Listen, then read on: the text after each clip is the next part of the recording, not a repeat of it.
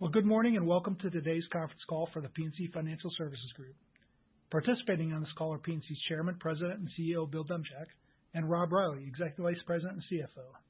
Today's presentation contains forward-looking information. Cautionary statements about this information, as well as reconciliations of non-GAAP measures, are included in today's earnings release materials, as well as our SEC filings and other investor materials.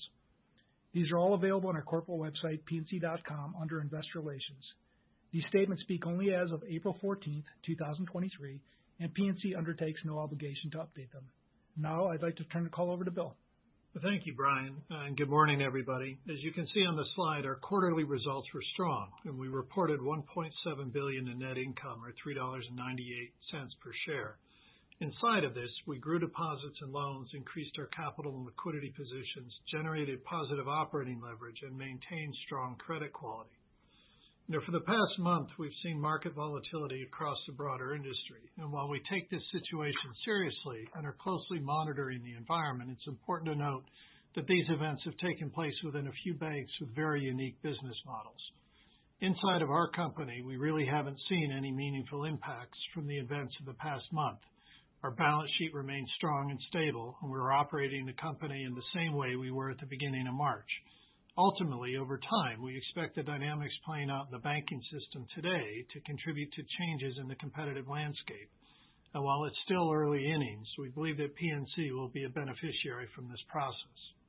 That said, in the near term, we're not immune to the competitive environment and the deposit dynamics that will ultimately impact our NII in the near term, and Rob's going to cover that in more detail in a second.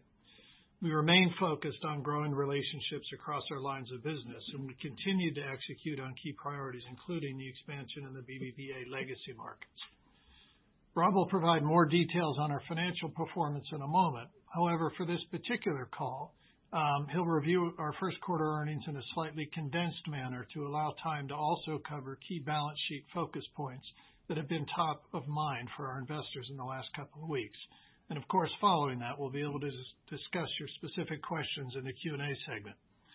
Finally, I'd like to thank our 61,000 employees for helping deliver a strong quarter and everything they do to support our customers. Now with that, I'll turn it over to Rob. Thanks, Bill, and good morning, everyone. Our balance sheet is on slide 4 and is presented on an average basis. Loans for the first quarter were $326 billion, an increase of $3.6 billion, or 1% linked quarter. Investment securities were relatively stable at $143 billion. Cash balances at the Federal Reserve averaged $34 billion and increased $4 billion during the quarter. Deposits of $436 billion grew on both a spot and average basis linked quarter. Average borrowed funds increased $4 billion, which reflected fourth quarter 2022 activity, as well as senior note issuances in January of this year. At quarter end, our tangible book value was $76.90 per common share, an increase of 7% linked quarter. And we remain well capitalized with an estimated CET1 ratio of 9.2% as of March 31st, 2023. During the quarter, we returned $1 billion of capital to shareholders, which included $600 million of common dividends and approximately $370 million of share repurchases, or 2.4 million shares. Due to market conditions and increased economic uncertainty, we expect to reduce our share repurchase activity in the second quarter. And of course, we'll continue to monitor this and may adjust share repurchase activity as appropriate. Slide 5 shows our loans and deposits in more detail. During the first quarter, loan balances averaged $326 billion, an increase of $4 billion, or 1%, largely reflecting the full quarter impact of growth in the fourth quarter of 2022. Deposits averaged $436 billion in the first quarter, increasing $1.3 billion. We continue to see a mix shift from non-interest bearing to interest bearing, and I will cover that in more detail in a few minutes. Our rate paid on interest bearing deposits increased to 1.66% during the first quarter from 1.07% in the fourth quarter of 2022. And as of March 31st, our cumulative deposit beta was 35%. Turning to the income statement on slide 6, as you can see, first quarter 2023 reported net income was $1.7 billion, or $3.98 per share. Total revenues of $5.6 billion decreased $160 million compared to the fourth quarter of 2022. Net interest income decreased $99 million, or 3%, primarily driven by 2 fewer days in the quarter and higher funding costs, partially offset by higher yields on interest-earning assets. Our net interest margin of 2.84% declined 8 basis points, reflecting the increased funding costs I just mentioned. Non-interest income also declined 3%, or $61 million, as growth in asset management and brokerage was more than offset by a general slowdown in capital markets activity, as well as seasonally lower consumer transaction volumes. First quarter expenses declined $153 million, or 4%, linked quarter, even after accounting for the increase to the FDIC's deposit assessment rate, which equated to $25 million. Provision was $235 million in the first quarter and included the impact of updated economic assumptions, as well as changes in portfolio composition and quality. And our effective tax rate was 17.2%. Turning to slide 7, we highlight our revenue and expense trends. As a result of our diversified revenue streams and expense management efforts, we generated positive operating leverage of 2% linked quarter and 15% compared to the same period a year ago. And as we previously stated, we have a goal to reduce costs by $400 million in 2023 through our continuous improvement program, and we're confident we will achieve our full-year target. And as you know, this program funds a significant portion of our ongoing business and technology investments. Our credit metrics are presented on slide 8. Non-performing loans remain stable at $2 billion and continue to represent less than 1% of total loans. Total delinquencies of $1.3 billion declined $164 million, or 11% linked quarter. Notably, the delinquency rate of 41 basis points is our lowest level in over a decade. Net charge-offs were $195 million, a decrease of $29 million linked quarter. Our annualized net charge-offs to average loans ratio was 24 basis points in the first quarter, and our allowance for credit losses totaled $5.4 billion, or 1.7% of total loans on March 31st, essentially stable with year-end 2022. Before I provide an update on our forward guidance, as Bill mentioned, we want to take a deeper dive into some of the key balance sheet items that are top of mind in the current environment related to deposits, securities and swaps, capital and liquidity, and the impact of potential regulatory changes, and finally, office exposure within our commercial real estate portfolio. In our view, we believe we are well positioned across all these key areas of focus. Turning to slide 10, our $437 billion deposit base is broken down between consumer and commercial categories to give you a view of the composition and granularity of the portfolio. At the end of the first quarter, our deposits were 53% consumer and 47% commercial. Inside of our $230 billion of consumer deposits, approximately 90% are FDIC insured. The portfolio is very granular, with an average account balance of approximately $11,500 across nearly 20 million accounts throughout our coast-to-coast franchise. Our $207 billion of commercial deposits are 20% insured, but importantly, approximately 95% of the total balances are held in operating and relationship accounts. These include deposits held as compensating balances to pay for treasury management fees, escrow deposits at Midland Loan Services, and broader relationship accounts, all of which tend to provide more stability than deposit-only accounts. Importantly, we have approximately 1.4 million commercial deposit accounts representing a diverse set of industries and geographies. Turning to slide 11, we highlight our mix of non-interest-bearing and interest-bearing deposits. Our consumer deposits non-interest-bearing mix has been stable, remaining at 10% compared to the same period a year ago. The commercial side is where we expected to see a continued shift from non-interest-bearing into interest-bearing deposits as rates have risen, and that has played out, albeit at a somewhat faster pace than we had expected. The commercial non-interest-bearing portion of total deposits was 45% as of March 31st, down from 58% a year ago. Importantly, commercial non-interest-bearing deposits include the compensating balances and mid-loan escrow deposits I mentioned previously, which provide support to this mix through time. On a consolidated basis, our level of non-interest-bearing deposits was 27% at the end of the first quarter of 2023, down from 33% a year ago. PNC has historically operated with a higher percentage of non-interest-bearing deposits relative to the banking industry, due in part to the strength of our treasury management business and granular deposit base. As a result, we expect our non-interest-bearing portion of deposits to continue to exceed industry averages and approach the mid-20% range by year-end 2023. In addition to our mix shift, we have seen a faster increase in our deposit costs this year as the Federal Reserve has continued to raise short-term interest rates. Slide 12 shows our recent trends and our current expectations for deposit betas through the end of 2023. The increase in our current deposit beta expectations are largely driven by recent events that have increased the intensity and focus on rates paid, and ultimately has added incremental pricing pressure sooner than we previously expected. We expect the Federal Reserve to raise the benchmark rate by 25 basis points in May. This, coupled with heightened competition for deposits, has accelerated our expectations for the level and pace of beta increase, and we now expect to reach a terminal beta of 42% by year-end. Slide 13 details our investment securities and swap portfolios. Our securities balance averaged $143 billion in the first quarter and were relatively stable linked quarter. The yield on our securities portfolio increased 13 basis points to 2.49% as we continue to replace runoff at higher reinvestment rates. Yield on new purchases during the quarter exceeded 4.75%. Our portfolio is high quality and positioned with a short duration of 4.3 years, meaningfully shorter than many of our peers.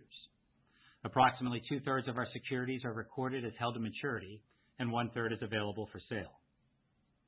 Average security balances represent approximately 28% of interest earning assets. Our received fixed swaps pointed to the commercial loan book remain largely stable at $42 billion notional value and 2.25-year duration. At the end of the first quarter, our accumulated other comprehensive loss improved by $1.1 billion or 10% to $9.1 billion, driven by the impact of lower interest rates during the quarter and normal accretion as the securities and swaps pulled apart. Slide 14 highlights the pace of expected security and swap maturities, as well as the related AOCI runoff. By the end of 2024, we expect about 26% of our securities and swaps to roll off. This will drive increases in our securities and commercial loan yields, as well as meaningful tangible book value improvement, as we expect approximately 40% AOCI accretion by the end of the year 2024. Slide 15 highlights our strong liquidity position. Our strong liquidity coverage ratios continue to improve in the first quarter and exceeded regulatory requirements throughout the quarter. Our cash balances at the Federal Reserve totaled $34 billion, and we maintain substantial unused borrowing capacity and flexibility through other funding sources.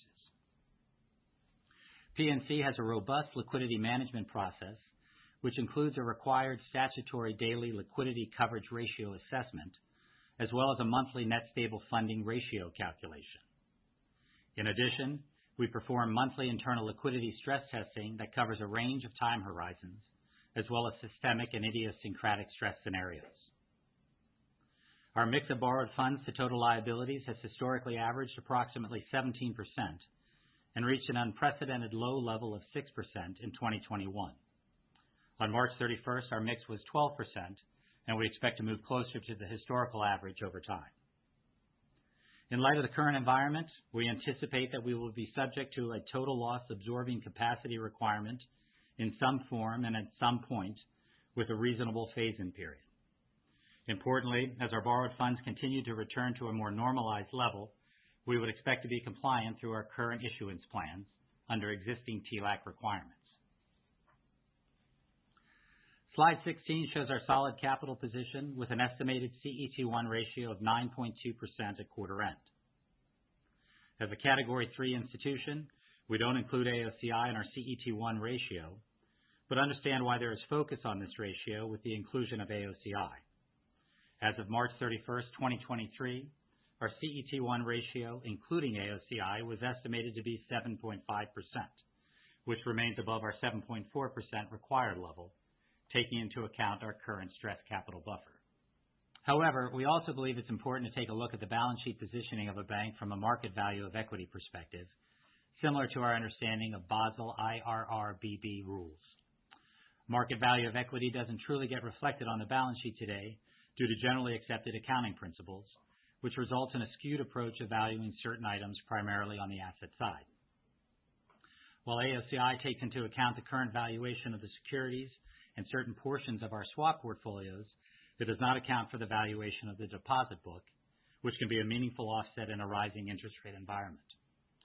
In fact, looking at PNC's change in market value of equity over the past year, the increase in the market value of our deposits in a rapidly rising interest rate environment has significantly outpaced all unrealized losses on the asset side of the balance sheet, including securities and fixed-rate loans.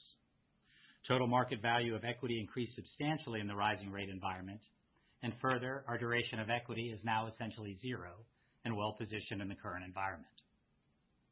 Importantly, our models use conservative assumptions regarding estimates for betas, mix, balances, and deposit lives. We also recognized early on that large inflows of deposits during the pandemic were driven by a combination of QE and fiscal stimulus, which were likely to be short-lived. Recall our Fed balances peaked in the first quarter of 2021 around $86 billion. As a result, we modeled an economic value associated with those deposits at a fraction of the value of core deposits. Turning to slide 17, I wanted to spend a few minutes talking about our commercial real estate portfolio.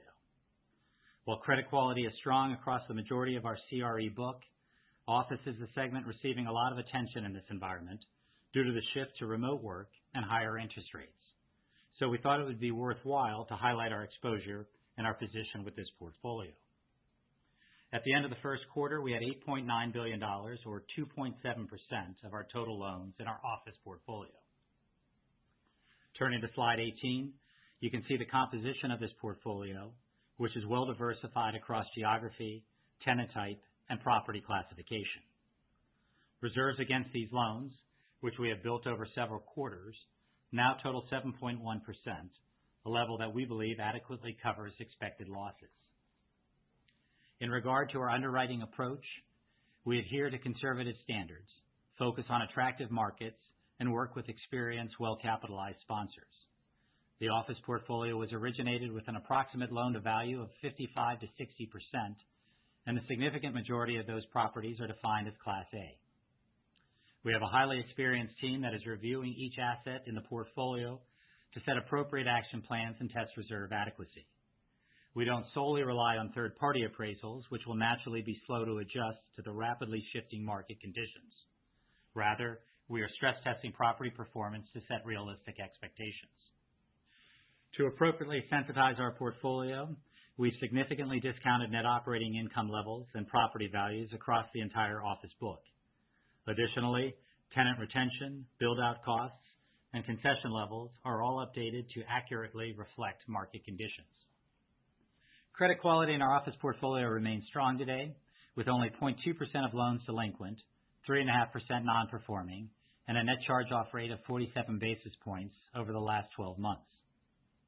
Along those lines, we continue to see solid performance within the single-tenant, medical, and government loans, which represent 40% of our total office portfolio. These have occupancy levels above 90% and watch list levels of 3% or less. Where we do see increasing stress and a rising level of criticized assets is in our multi-tenant loans, which represents 58% of our office portfolio. Multi-tenant loans are currently running in the mid-70% occupancy range, watch list levels are greater than 30%, and 60% of the portfolio is scheduled to mature by the end of 2024. In the near term, this is our primary concern area as it relates to expected losses, and by extension comprises the largest portion of our office reserves. Multi-tenant reserves on a standalone basis are 9.4%.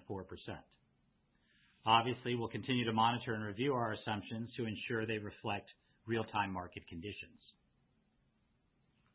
For each of the key areas of focus I just discussed, we believe we are well positioned. And slide 19 summarizes our balance sheet strength during this volatile time. Our deposits are up, our capital and liquidity positions are strong, and our overall credit quality is solid. In summary, PNC reported a strong first quarter 2023.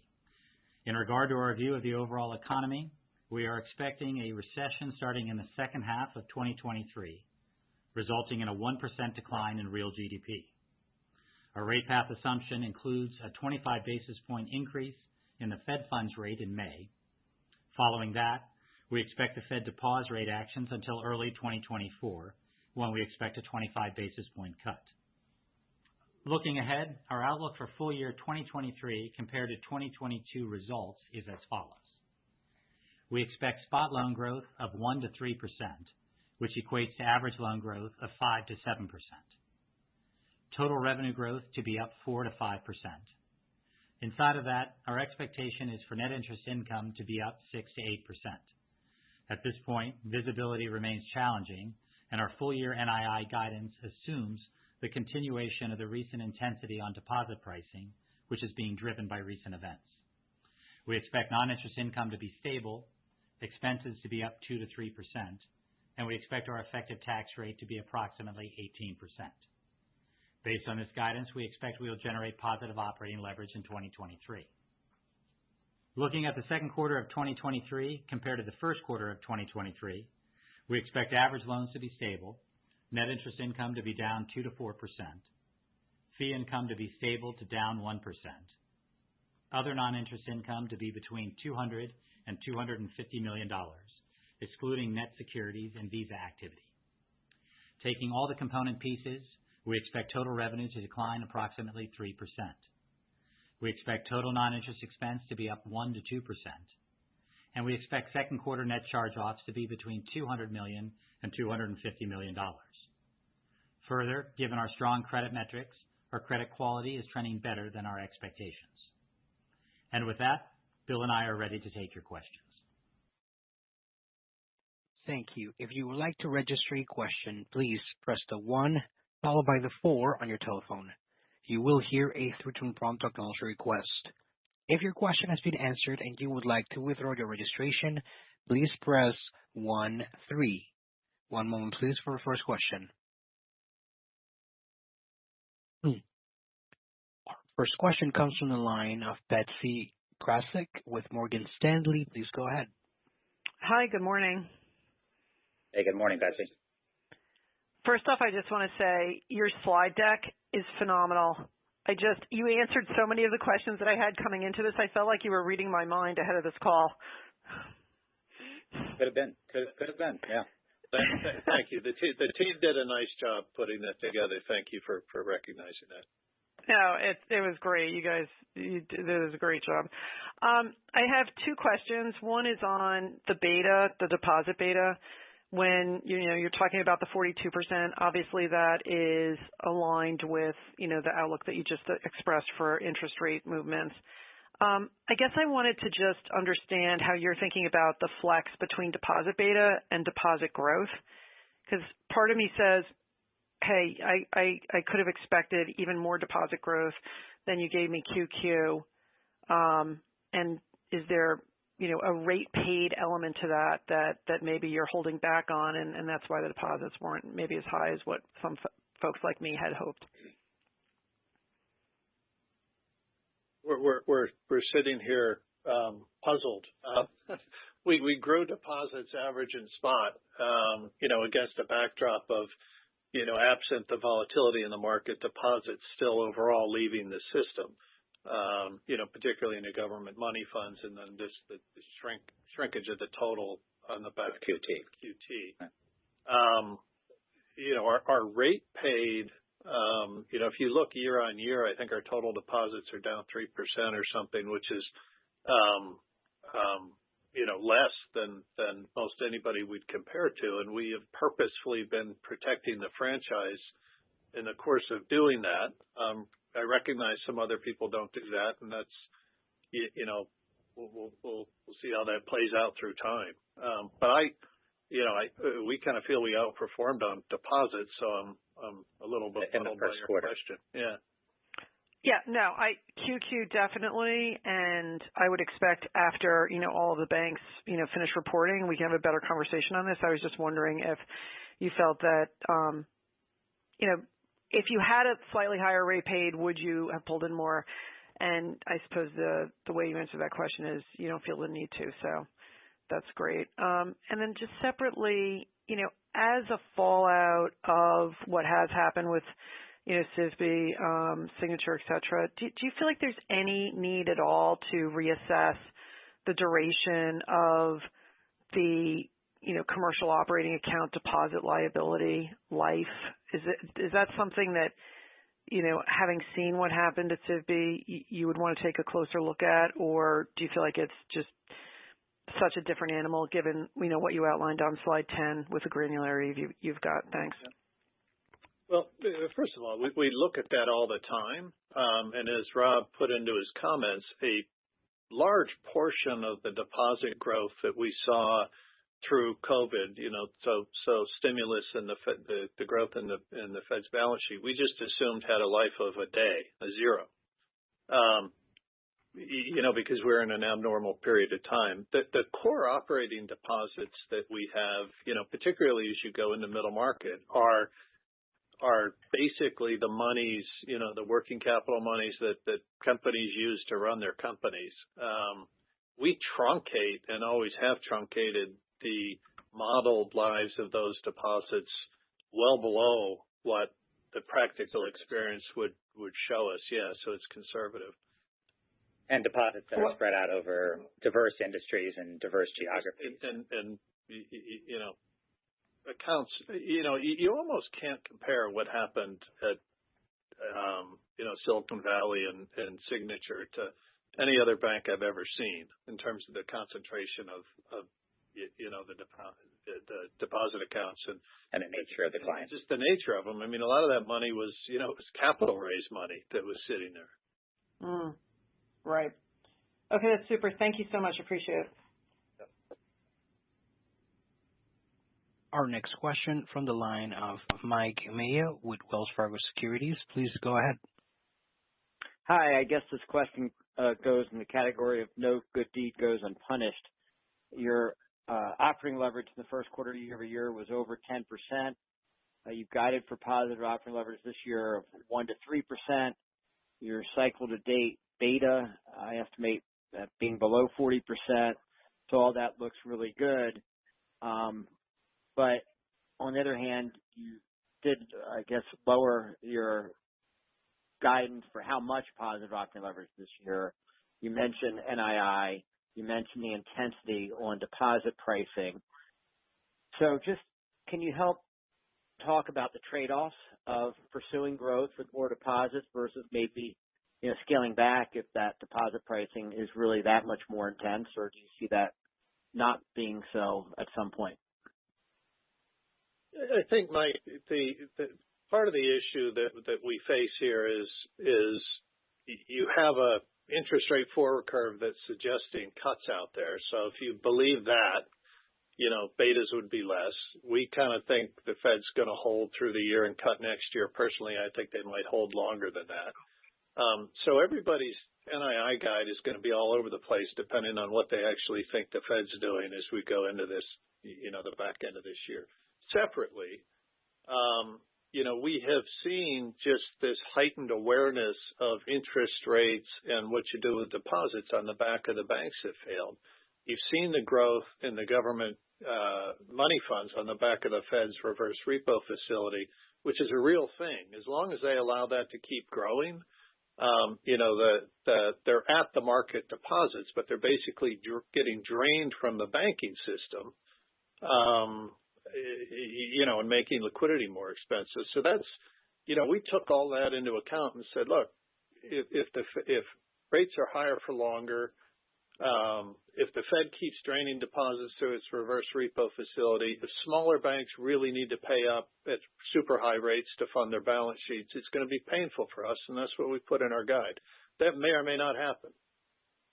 And I would just add, we've got to focus on our core franchise and our clients. So on the commercial side, it's really the effect of commercial clients choosing to switch to interest-bearing from non-interest-bearing. Yeah. And their relationships fully intact. And then on the consumer side, as Bill just mentioned, the interest-bearing deposits and the pressure around rates paid there. And the one other point you guys have made is that, either NII will be better or you might get to release some of your credit reserves. Have you seen any improvement in that loan pricing, commensurate with some of the, the standards in the capital markets? You're pricing for risk a lot more. In the lending markets, you have not been pricing for risk, and you brought that up before. Are you seeing that at all, or still not yet? Our new production is a little bit better than it was, but in fairness, at the moment, credit looks much better than we otherwise would have assumed. So it's a trade-off. Now it's going to be interesting, Mike, because the marginal cost of funds for the U.S. banking system has just gone up a lot, as a result of this flurry. And so all else equal, you would expect credit spreads to widen here simply because the cost of funds for all banks has gone up. Haven't seen that play out yet, but it continues to be at least my expectation that it will. All right. Thank you. Our next question comes from the line of Gerard Cassidy with RBC. Please go ahead. Hi, guys. How are you? Hey, morning, Gerard. Bill, can you give us, you guys pointed out about, Rob, the expectations on TLAC in your prepared remarks, but can you guys give us some color on what changes may come as a result of the Signature and Silicon Valley Bank failures? The regulators look like they're going to reassess the situation. We'll get the postmortem on May 1st, of course. But what do you guys think may happen in terms of additional requirements for regional banks like yours? And I know TLAC, you're already planning on that, but outside of TLAC. I don't know what it is they might do. It's, there's a lot of talk around should they eliminate the available for sale opt-in or opt-out for AOCI. AOCI for banks our size. And they may well do that. Part of me, though, the reason we put economic value of equity in our presentation is as soon as you start isolating specific fixed rate assets and ignore others. So, what do you do with fixed rate whole loan mortgages? What do you do with held to, it's all the same stuff. It's an accounting entry.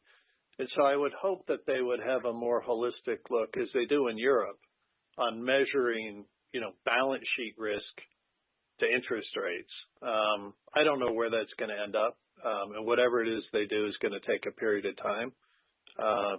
TLAC, I think, is a certainty at this point. It's a function of how much it'll be and whether it's, varied as a function of size and complexity of bank. If there's some tailoring. Yeah. No, and Bill and Rob. Go ahead, Rob. I was just going to say, those are the two prominent subjects, TLAC and AOCI inclusion. But by the way, the issue, it's worth mentioning, basic interest rate risk management and the test around liquidity that banks go through. I mean, we do this. We run this stuff every single day with all sorts of different scenarios, and the regulators require us to, and we get measured on it. We do even more than up on it, and I don't even know who was looking at these other banks.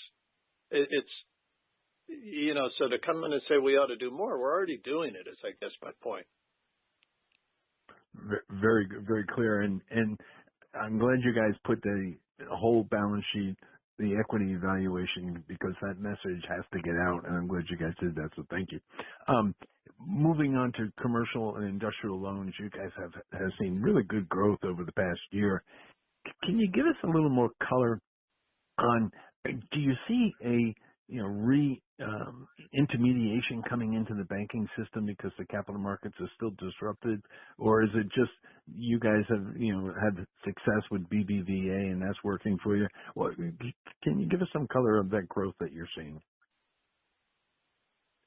A couple of comments. If you look back through our history when we enter new markets, this is particularly true back through RBC and what we've seen with the BBVA, we tend to grow loans at a pace in the new markets that would be above what you would expect at a long-term trend, and then over time we cross-sell into those new relationships. So I almost think of it as, it's kind of advertising dollars. You otherwise participate in a deal on the hope that you're going to get TM revenue and other things.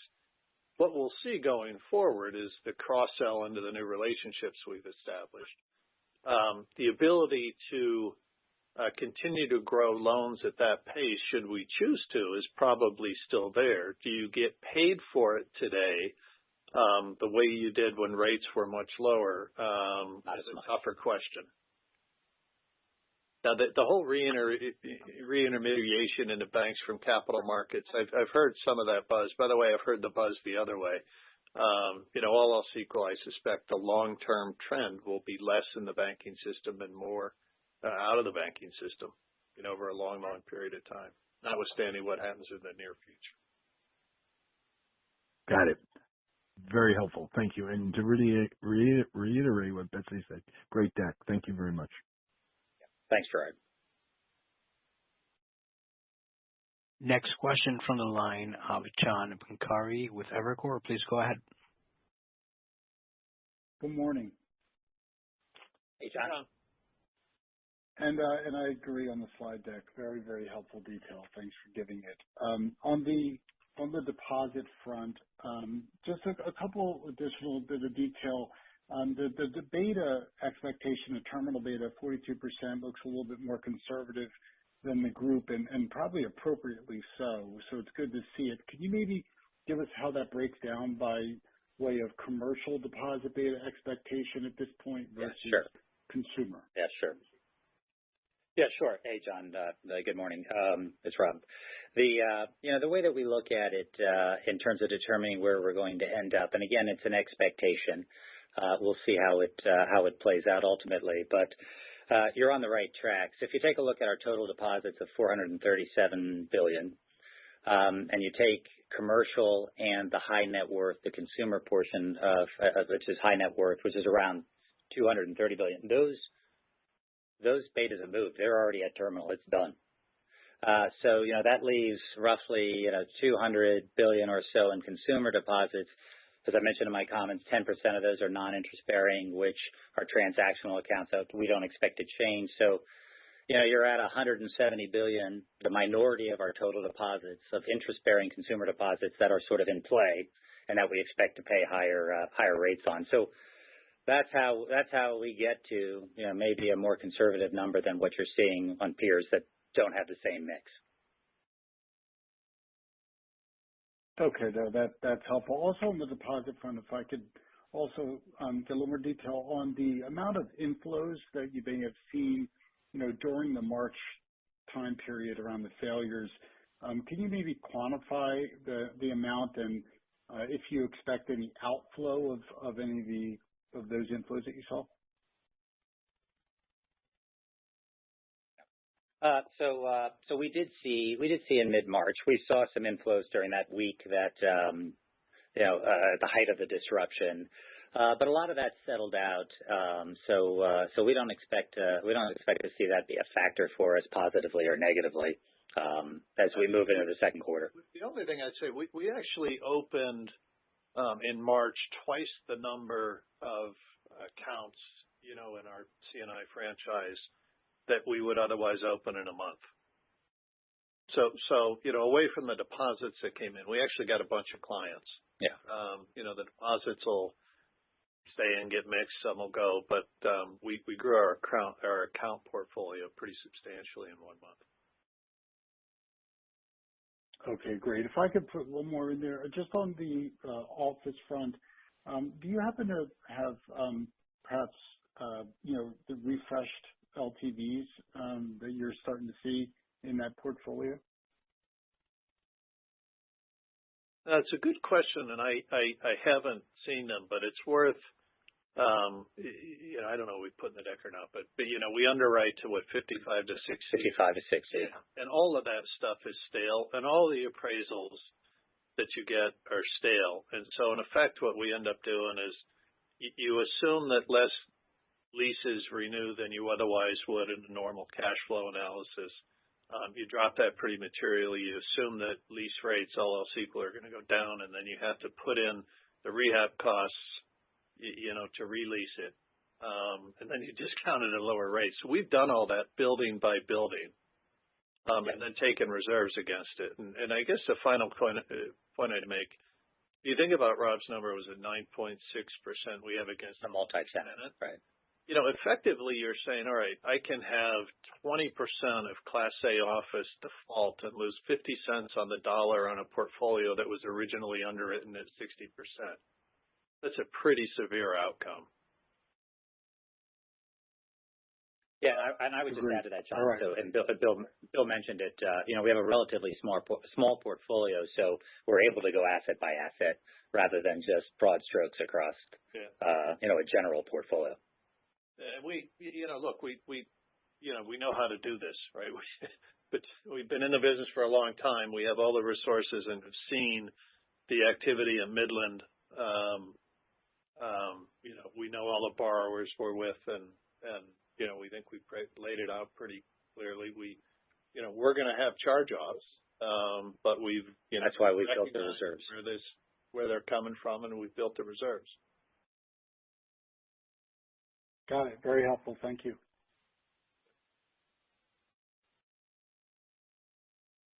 Next question from the line of Bill Carcache with Wolfe Research. Please go ahead. Thanks. Good morning, Bill and Rob. I wanted to follow up on the deposit beta commentary. Rob, you mentioned that mid-20% non-interest-bearing deposit mix that's implicit, I believe, in your 42% terminal beta assumption. And it looks like that would get you back to pre-COVID levels on slide 11, I think. How are you thinking about the risk that non-interest-bearing mix will continue to fall, not just to pre-COVID levels, but potentially, even lower? Perhaps, some have talked about, it's a good pre-GFC loans. We can see, and we take a look at the nature of the accounts. Mid-20s is our estimate. It could go lower. Our expectations are, though, that it would be in the mid-20s, and that's really on the basis of the nature of the operating accounts that we have. That is, we just were mentioning, we know really well, and we know the nature of their activities. So it's really knowledge of our operating book that gives us that indication. Understood. And then separately, following up on your commentary around potential regulatory uncertainty, in light of Barr's recent Senate testimony, so hoping you could address broadly how you're all thinking about the levers at your disposal to the extent that the regulatory environment grows more challenging. Certainly, seems like you're well positioned, but in terms of levers, whether it's RWA growth, buyback, dividend, if you could just frame how you think about those to the extent that it does get more challenging.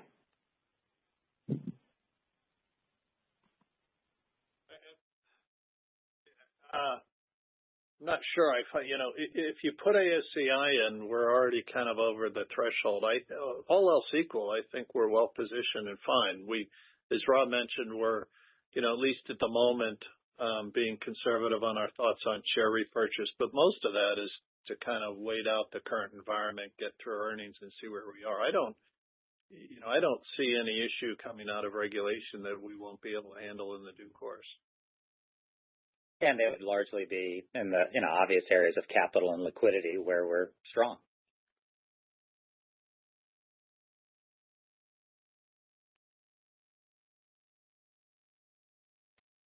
Next question, please. Next question from the line of Scott Siefers with Piper Sandler. Please go ahead. Morning, everyone. Thank you for taking the question. So you reduced the full year 23 loan growth expectation a bit. I was wondering if you could comment for a second on how much of that is sort of lower, either existing or anticipated demand, and how much is you guys just sort of being more conservative about where you'd hope to kind of direct your capital and liquidity? It's a great question. It's probably 50-50. So demand has softened a little bit, and then the marginal cost of sinking new clients has gone up, so we're a little more picky than we were. It's probably 50-50. And that spread issue that we talked about, that we think that we should be paid more for the risk.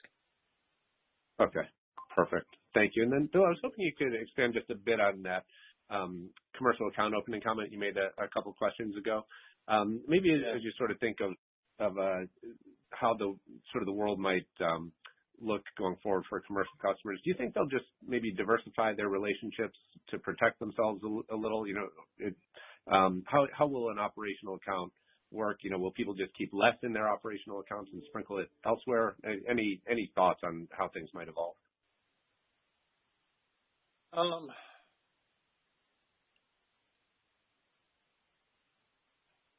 not sure. We haven't seen anything with our legacy clients in terms of behavior. Now we've seen money go into sweep accounts, government funds from corporates and individuals, largely as a function of rate.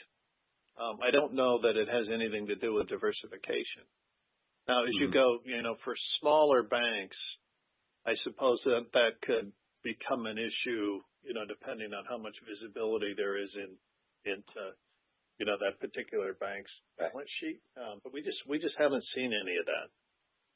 Yeah. Okay. All right. Perfect. Thank you very much. Yeah. Next question from the line of Ken Usdin with Jefferies. Please go ahead. Thanks. Good morning, everyone. Hey, guys, I just want to dig on the guidance a little bit. The second quarter guidance is clear for the revenue step down, and kind of that implies in the full year guide that second half revenue is pretty equal to first half revenue. I'm just wondering if you kind of maybe give us some NII versus fees, and are you expecting any, just better stability or increase as you go through the year, perhaps in fees versus what might happen in NII? Thanks. Okay. I think you're asking in terms of the full year. So, we've given you the new guidance around our NII, and we've been through that. As far as fees go, we're calling it to be stable year over year. And there's some moving parts in there. Some of the fee categories are doing a little better than we expected. Some are doing a little bit worse, but altogether it's still stable. Okay. And within that, can I just ask you a question? Your Harris Williams business has just been a great one over the years. And in this environment, obviously M&A is slower, but is there any sense or chance that also like mid-sized companies have to do a rethink here? And just kind of wondering just where you think the pipelines and outlook are for that business specifically. Thanks. Yeah, so Harris Williams, you're accurate in terms of that's our biggest driver of our capital markets advisory businesses, and they had a slower than usual quarter in the first quarter, obviously reflecting a lot of the disruption. And the pipelines are still pretty good. We're not expecting a big rebound in the second quarter, but potentially in the second half.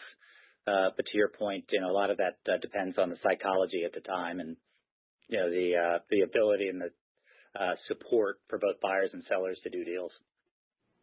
Okay. Hey, Rob, one more quick one. I know your footnote on your beta slide says that you don't include time deposits in your beta calc. So are we generally to assume that the beta on time deposits is pretty, obviously very high, just given what we know to the earlier point that Bill made about the industry funding costs? Yeah, that's right. And again, that's a conventional measure, so that's not our own personal PNC measure. That's how the industry calculates it. Okay, understood. Thank you. Sure. Once again, please press 1-4 to queue up for a question over the phone lines. Next question from the line of Stefan Shed with Point72. Please go ahead. Yes, thank you. Quick question, if I may, on the commercial real estate, follow-up one on criticized loans on slide 18. It's like 20%, twice as much as the rest of your commercial real estate book. So I would just like to understand what was this number before and how you would expect this number to evolve from here. Thank you. I'm sorry, I didn't follow all of that. Sorry. On slide 18, you mentioned that for office, criticized loan ratio is 20%. I just would like to know what was this number before for previous quarters and how you expect this number to evolve from here. So the 2.7%, no, it's been pretty steady. So it's been a small percentage of our total commercial real estate. Hasn't changed, nor do we expect it, certainly not to go up. Thank you. Sure. Next question from the line of Alan Davis NatWest Markets. Please go ahead. Hi. Thank you very much. Alan Davis here from NatWest Markets. Just a very quick question and to echo what everybody said. The disclosure and information here is fantastic. With all the market noise that went on after SVB, and I totally get the difference, and I totally agree with what you're saying about the accounting standards and so on. Nevertheless, there's a lot of keen interest in the unrealized losses on the hold-to-maturity portfolio. Are you able to provide any color or guidance there? I don't think all of that would be in AOCI. Is there anything that you can help guide me with in that regard? The add-on held to maturity, so inside of AOCI today is one number, and then we have another smaller loss in held to maturity, which we disclosed. $3.5 billion, yeah. I did. I apologize. I did not see that. Fantastic. Yeah. Sorry, didn't mean to waste your time. Thank you. No problem. No waste. Okay. All right. We have no further questions on the phone line. Okay, well, thank you for joining our call and your interest in PNC. And if you have any other additional questions or need follow-up, please feel free to reach out to the IR team. Thank you. Bye. Thanks, everybody. Thank you. That concludes today's call. We thank you for your participation and ask you to please disconnect your lines.